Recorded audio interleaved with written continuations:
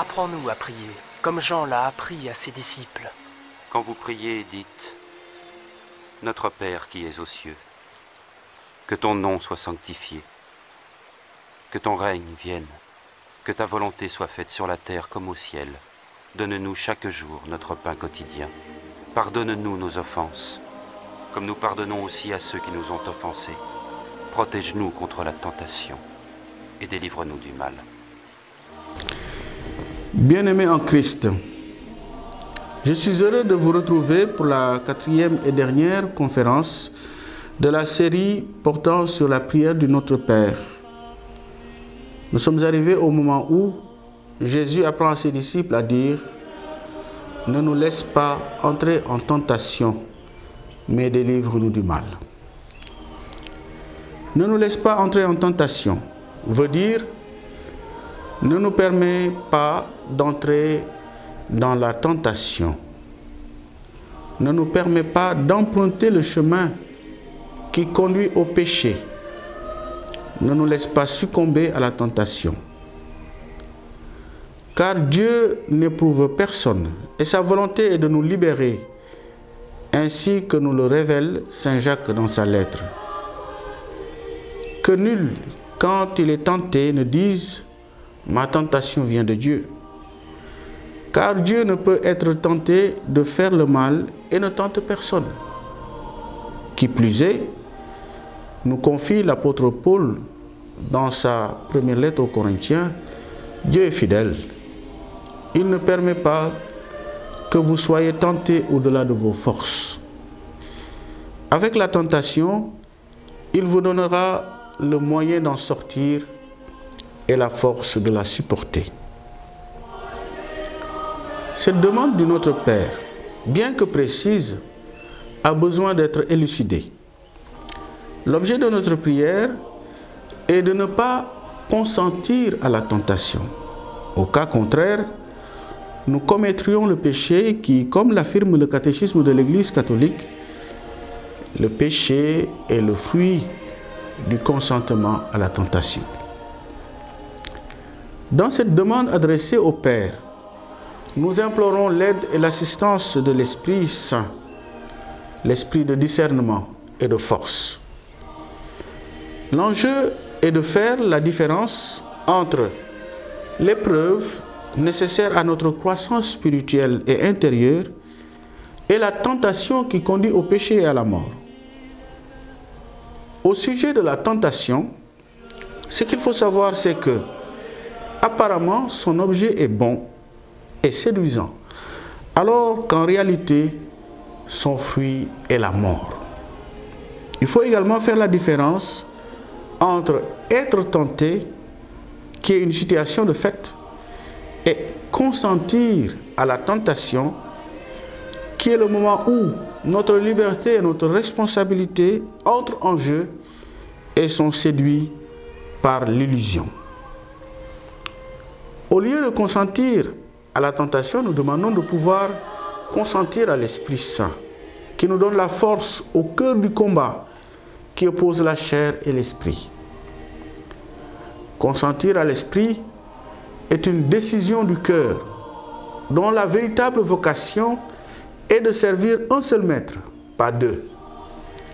Dans le cas précis de notre demande, il s'agira, avec l'aide de l'Esprit, de choisir Dieu, de choisir le camp de Dieu, de qui nous obtenons les biens convenables du corps et de l'âme. Dans ce combat, nous avons un modèle et un guide, Jésus-Christ, lui qui a vaincu la tentation au désert. Il a obtenu victoire par le moyen de la prière, par le moyen de la parole, tant au début de son ministère que dans l'ultime combat de son agonie sur la croix. Lorsque nous laissons cette prière, lorsque nous faisons cette prière, que demandons-nous si ce n'est la vigilance d'un cœur qui ne se laisse pas consumer par les tentations? Dieu sait qu'elles sont nombreuses, car elles ont partie liée avec le plaisir, la recherche du pouvoir et de l'argent. La vigilance du cœur nous rappelle notre faiblesse et notre infirmité et nous prémunit contre les tentations de l'orgueil. Elle nous fait placer en Dieu toute notre crainte de nous éloigner de lui et toute notre affection. Lorsque nous faisons cette prière, que demandons-nous si ce n'est la persévérance dans la sainteté? Cette persévérance nous permettra non seulement d'écarter la tentation, mais également de lui résister lorsqu'elle se présente. Nous faisons cette demande afin que nous puissions voir en nous l'accomplissement de cette parole de l'Écriture. Celui qui persévérera jusqu'au bout, jusqu'à la fin, sera sauvé. Le tentateur, père de toutes les tentations, est le diable, le mauvais, le démon, celui qui se jette en travers du dessein de Dieu et de son œuvre de salut accomplie en Jésus-Christ. Son influence dans le monde n'est plus à démontrer.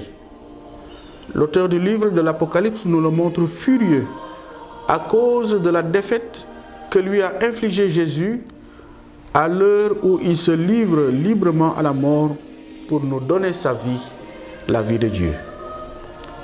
Jeté bas sur cette terre, il va guerroyer contre le reste, c'est-à-dire contre ceux qui croient et espèrent en Christ. C'est par sa défaite définitive que la création tout entière sera libérée du péché et de la mort. Mais en attendant, il reste sans emprise sur ceux et celles qui partagent la foi en Christ, pourvu qu'ils demeurent fidèles et persévérants. Mais délivre-nous du mal. Cette dernière demande fait partie de la précédente, parce qu'elle la complète pour laisser naître une conviction. C'est seulement dans la version de notre Père, de l'Évangile selon saint Matthieu, que nous trouvons cette précision. Selon saint Augustin, saint Matthieu s'exprime de la sorte pour montrer que c'est une seule et même demande. Il ne dit pas « et délivre-nous du mal ». Il dit « ne nous expose pas à ceci, mais accordez-nous cela », de sorte que chacun sache qu'il est délivré du mal, par là même qu'il n'est pas exposé à la tentation. Il poursuit en disant « Nous demandons tous d'être délivrés du mal, c'est-à-dire de notre ennemi et du péché. Mais celui qui met en Dieu sa confiance ne craint pas le démon. Car si Dieu est pour nous, qui sera contre nous? Car c'est à lui qu'appartiennent le règne, la puissance et la gloire. » Le démon, dans son mensonge, s'était attribué ces trois titres. Le Christ les restitue à son Père et à notre Père. En demandant d'être délivrés du mauvais, nous prions également pour être libérés de tous les maux. Le sens de cette prière de l'oraison dominicale est tellement étendu, nous dit saint Augustin, que tout chrétien, dans quelque tribulation qui se trouve, peut en faire l'interprète de sa douleur, l'auxiliaire de ses gémissements et de ses larmes, commencer et finir par elle sa prière. Par elle, nous portons toute la détresse du monde devant le Père de toute bonté. Cette dernière demande renferme toutes les autres qui ont précédé. Car que pourrions-nous encore demander après avoir imploré la protection de Dieu contre le mal qui nous menace? Après avoir obtenu cette protection, nous sommes en sûreté contre toutes les entreprises du monde et du démon. Cette délivrance nous établira dans la sainte liberté des enfants de Dieu. Amen. Il se traduit par « Ainsi soit-il, que cela se fasse ». Une manière pour nous de donner notre accord à tout ce que contient la prière que notre Seigneur Jésus nous a enseigné. Amen de notre confiance filiale. Amen de notre obéissance.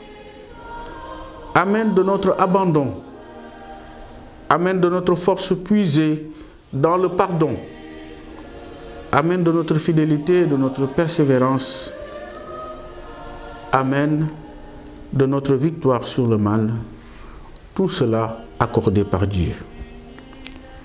Bien-aimés en Christ, que cette découverte du Notre Père, entreprise par nous, nous aide à le redire avec la pleine conscience de toutes les dispositions attendues de nous.